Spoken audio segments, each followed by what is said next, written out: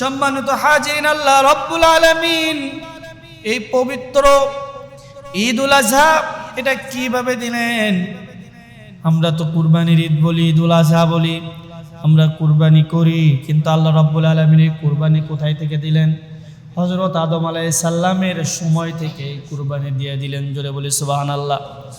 এরকম হাবিল কাবিলের ঘটনা, এত লম্বা ঘটনা বলার সময় নাই, খুব সংক্ষেপে বলে দিয়ে যায়। দুই ভাই, এক ভাইয়ের সঙ্গে এক বোন দেয় আল্লাহ।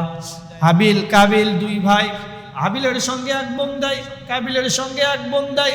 বোন দেওয়ার পরে আল্লাহ রাব্বুল আলামিন বলেন, আল্লাহ রাব্বুল আলামিন আদেশ দিয়ে দেন, যেই ভাইয়ের সঙ্গে যেই বোন দুনিয়াতে জন্মগ্রহণ করেছে তার সঙ্গে তার বিবাহ বন্ধন হবে না। বেংটো বোনের সাথে বিবাহ হবে আরেক ভাইয়ের সঙ্গে যেই বোন হয়েছে।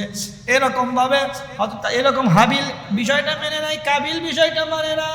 কাবিল যখন বিষয়টা মানে না, কাবিলের সঙ্গে যেই বোন দুনিয়াতে এসেছিল বোনটা ছিল সুন্দর, আর হাবিলের সঙ্গে যে বোনটা দুনিয়াতে এসেছিল ওই বোনটা একেবারে খুব বেশি সুন্দরও ছিল না, অসুন্দরও ছিল না। কিন্তু কাবিল আল্লাহর হুকুম মানল না, আর আল্লাহর হুকুম না মানার কারণে হাবিলকে দুনিয়া থেকে বিদায় করে দিল। জোরে বলি নাউজুবিল্লাহ। ওই সময় এরকম, ওই মৃত্যুর আগে আল্লাহ রাব্বুল আলামিন তাদেরকে কুরবানি করার কথা বলেছিল। যখন দুই ভাই মানে না, ঠিক আছে তোমরা যখন মানতেছো না, এক ভাই ছিল চাষি, আর এক ভাই ছিল এরকম রাখাল বলা যায়, মেষ দুম্বা এগুলো পালন করতো, আরেক ভাই ছিল ওই যে ক্ষেত খামার এগুলো। তো আল্লাহ ওই সময় দিয়ে দিল, ঠিক আছে তোমরা তোমাদের প্রিয় জিনিসগুলো রেখে দাও, ফাঁকা জায়গায় রেখে দাও, যেইটা আমি কবুল করব ওইটা আমি নিয়ে নেব, আর যেইটা কবুল হবে না ওইটা ওখানেই থাকবে। তো এক ভাই, দুই ভাইয়ের দিনই দুই পাশে রাখা হলো, এক ভাইটা কবুল হলো, এক ভাইটা কবুল হলো। এখান থেকে জাস্ট কুরবানির ইতিহাস, অনেক লম্বা ঘটনা। এরপরে ধারাবাহিকভাবে অনেক ঘটনা আসছে। তারপর থেকে আমাদের জন্য যেই কুরবানিটা আমাদের জন্য ওয়াজিব হয়ে গেল, এটা হলো আমাদের জাতির পিতা। নাম কি? আল্লাহ রাব্বুল আলামিন পবিত্র কালামে হাকিমের ভিতর বলেন, মিল্লাতা আবিকুম ইব্রাহিম হুয়া সাম্মাকুমুল মুসলিমিন।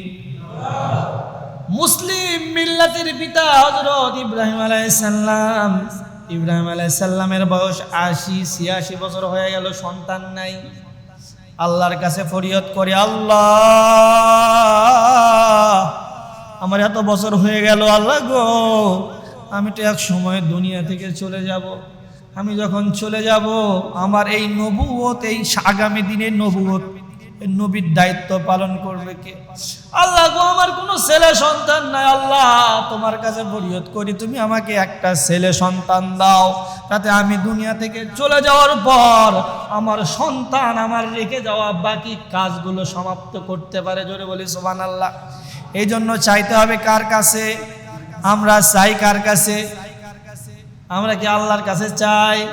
আমরা কিন্তু আল্লাহর কাছে যে এরকম ভাবে চাওয়া দরকার সেই রকম ভাবে চাইতে পারি না। এরকম ভাবে আল্লাহর নবীর মাধ্যমে আল্লাহ রাব্বুল আলামিন বলেছেন, ক্বালাল্লাহু তাআলা উদউনি আস্তাজিব লাকুম। আল্লাহ রাব্বুল আলামিন বলেন, বান্দারা তোমরা আমার কাছে চাও, তোমাদের কি দরকার আমি আল্লাহ তোমাদের সব চাওয়া পূরণ করে দিব। জোরে বলি সুবহানাল্লাহ। এজন্য আল্লাহর কাছে চাওয়া দরকার আছে না নাই? সর্ব অবস্থায় সব জায়গায় আল্লাহর কাছে চাইতে হবে। যিনি চাইলে দেন তিনি কে? আল্লাহ। এরকম ভাবে ইব্রাহিম আলাইহিস সালাম আল্লাহর কাছে চান, আল্লাহ গো আমাকে একটা পুত্র সন্তান দাও, আল্লাহ আমাকে একটা পুত্র সন্তান দাও। নামাজে গিয়ে আল্লাহর কাছে কান্নাকাটি করে, ঘুমের সময় কান্নাকাটি করে, সব সময় আল্লাহর কাছে একটাই ফরিয়াদ, আল্লাহ আমাকে একটা সন্তান দাও। আমি তো বৃদ্ধ বয়সে চলে আসলাম, আল্লাহ আমাকে একটা সন্তান দাও। কোথাও এরকম ভাবে ৮০-৮৩ বছর বয়সে আল্লাহ রাব্বুল আলামিন ইব্রাহিম আলাইহিস সালামের দোয়া কবুল করে নিলেন। জোরে বলি সুবহানাল্লাহ। দোয়া কবুল করে নেওয়ার সঙ্গে সঙ্গে আল্লাহ রাব্বুল আলামিন ইসমাঈল আলাইহিস সালামকে দুনিয়ায় প্রেরণ করলেন। আল্লাহ সঙ্গে সঙ্গে কি বলতেছেন? দোস্ত ইব্রাহিম, তুমি তো আমার কাছে চেয়েছো একটা সন্তান, আমি দিয়ে দিয়েছি, এখন তোমার কাজ কি জানো?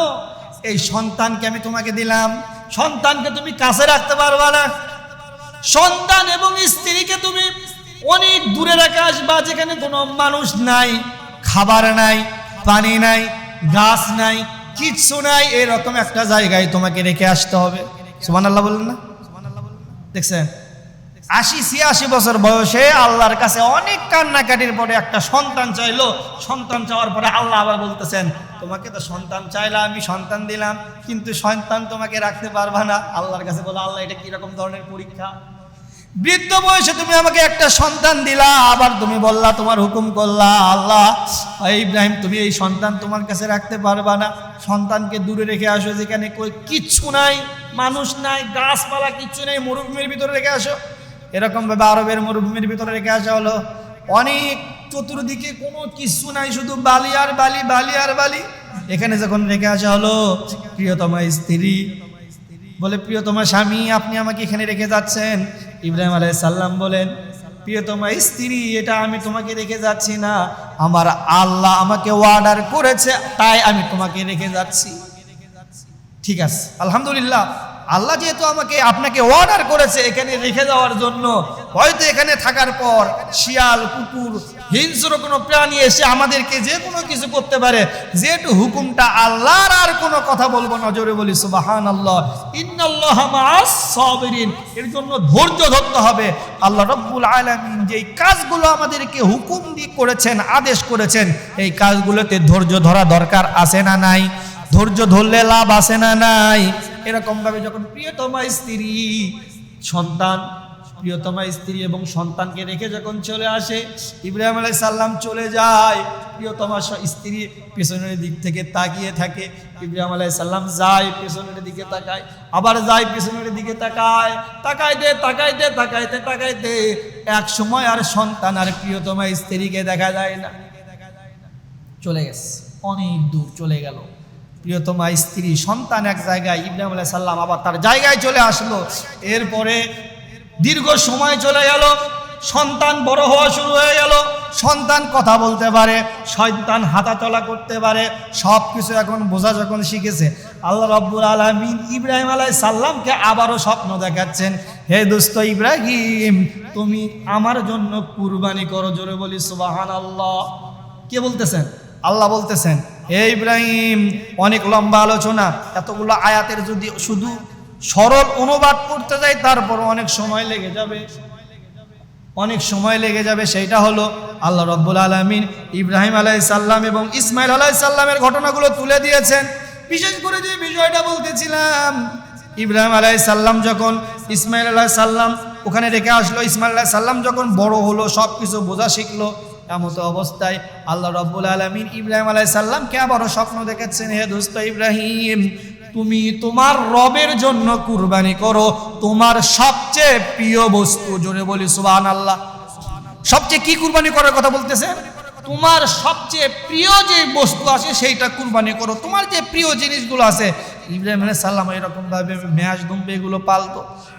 এক রাতে স্বপ্ন দেখালো, পরের দিন অনেকগুলো একদম দুম্বা কুরবানি করে দিল, অনেকগুলো কি কুরবানি করছে।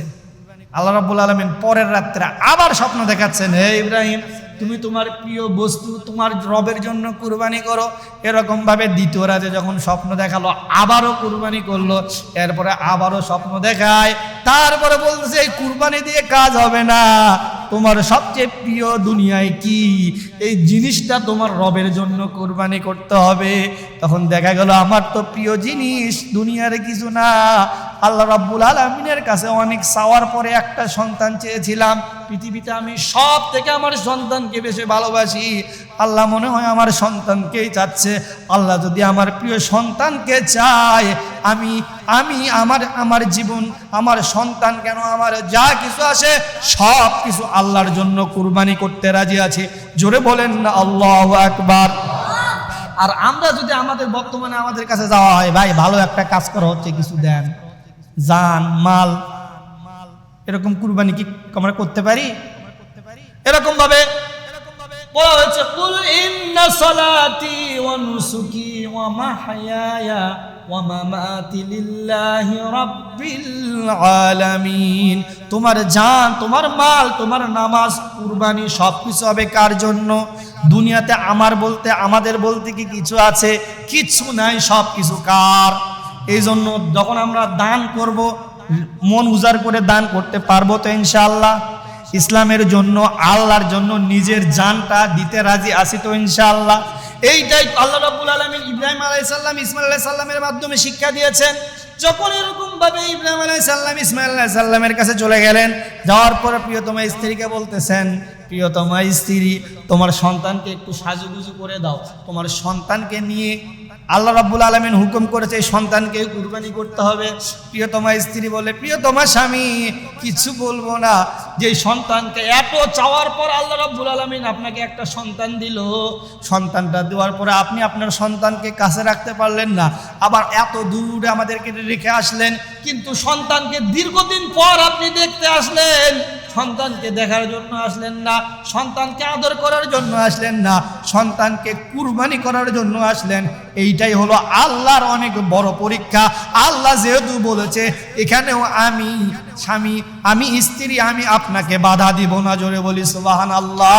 আর আপনার স্ত্রী যখন আপনার দাড়ি রাখার বিরুদ্ধে, আপনার দাড়ি রাখার ব্যাপারে বাধা দিবে, তখন মনে করবেন ওই স্ত্রীর দ্বারা আপনার দুনিয়া পরকালে ভালো কিছু হবে। অনেক যুবক ভাইয়ের আছে দাঁড়িয়ে রাখে না, ও মিয়া এটা আপনি কুরবানি করলেন কি? আপনি ভালো কোনো কাজ করতেছেন, এই কাজে আপনার পরিবার থেকে বাধা আসতেছে, ওইটাই আপনার জন্য বাধা। কারণ ভালো কাজে বাধা আসতে পারে দীর্ঘদিন পর, সন্তানকে দেখতে গেল আদর করার জন্য না, কুরবানি করার জন্য গেছে। যাই হোক, লম্বা ঘটনা সংক্ষেপে বলে দিয়ে যায়, সন্তানকে নিয়ে আসে সাজুগুজু করার পর, শয়তান ওখান থেকে বলে, এই তোমার সন্তানকে কোথায় নিয়ে যাচ্ছে জানো? কুরবানি করার জন্য।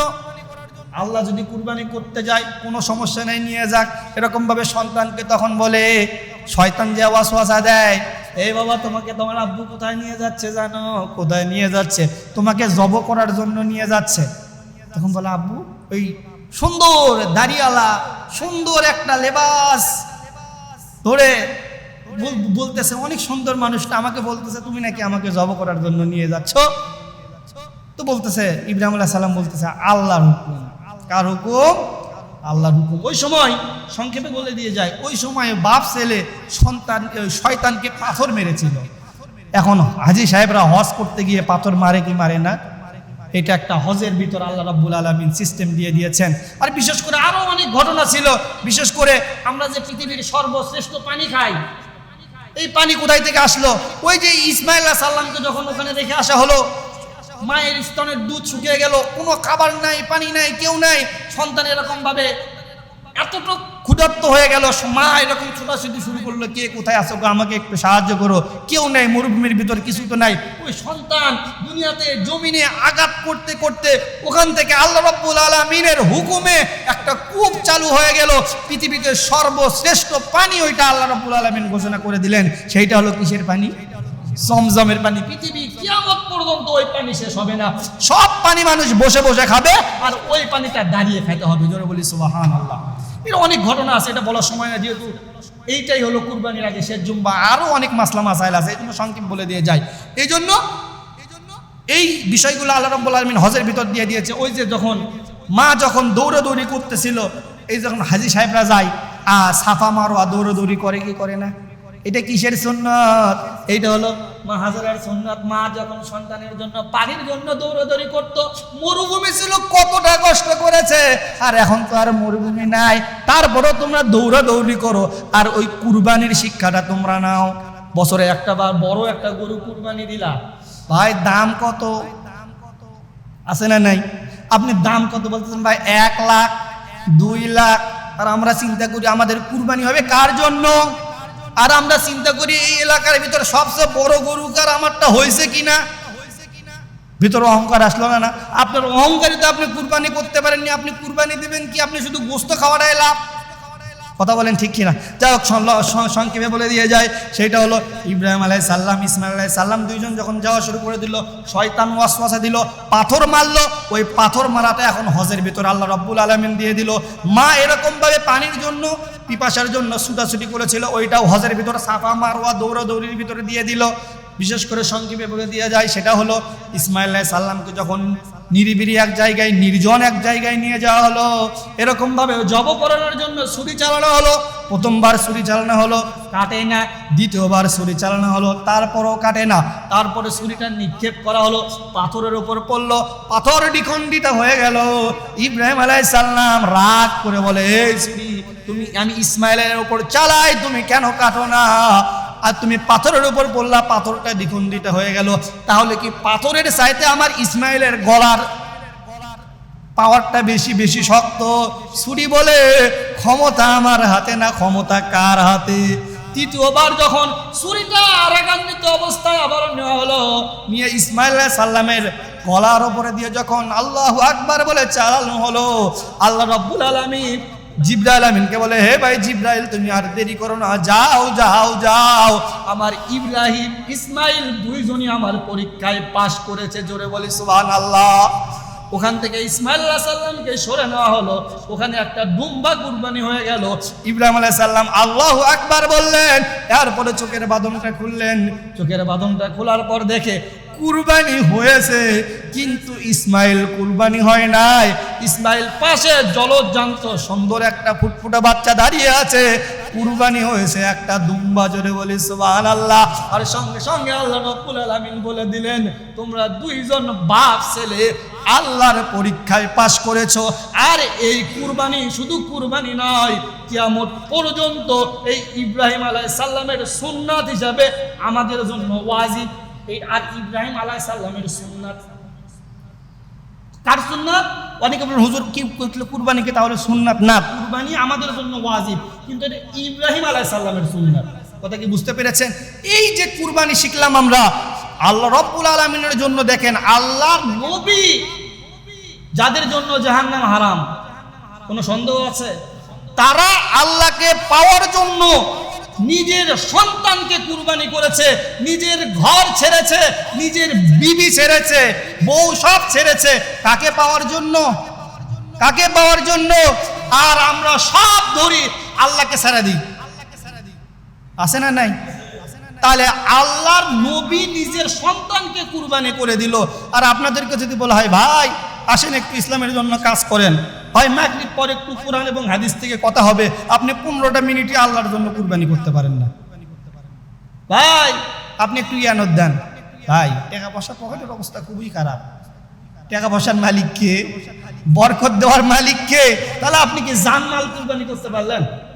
বলেন।